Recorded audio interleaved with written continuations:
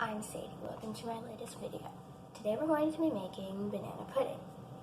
For the vanilla pudding I'm using is from a cookbook called How to Bake Everything. So the ingredients are whole milk, sugar, cornstarch, salt, vanilla, and butter, though it is optional. The pudding, the first thing you want to grab is a big pot, and then grab the milk and the wet measurer. It doesn't actually have to be wet, it's just used for wet ingredients. And measure 2 cups of milk.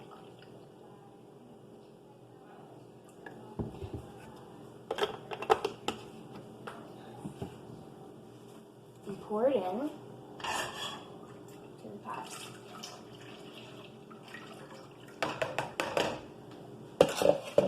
With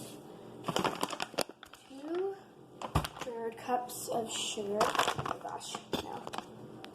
And so now we're going to cook it over medium-low heat and stir it occasionally until steam just starts rising from it. So in this bowl here, I've got 3 tablespoons of cornstarch and a 1/2 cup of milk, and I've just whisked it till it's smooth. And now you're going to add your cornstarch milk mixture into the milk sugar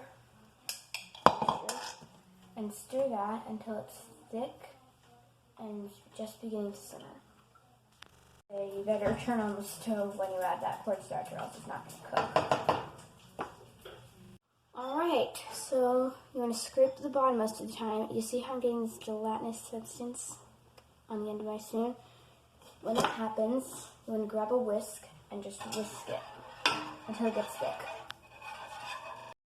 So, the mixture has become very thick, and it's just starting to simmer, so I'm going to turn it very low. Alright, so the mixture became very, very thick and started to stick to the bottom, so I actually turned the heat off and moved it onto a cool burner. Okie dokie, so now we are going to add in about 2 tablespoons of softened butter and a teaspoon of vanilla. And we're going to stir that in.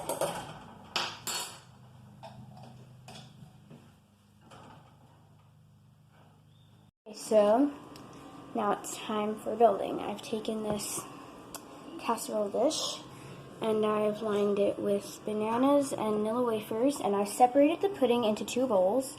I'm going to take 1 bowl and pour it all over this, and then I'm going to do that again. Okie dokie, so I've done both layers. Looks like that. And I'm going to take some cream I made earlier on, stuck in the fridge.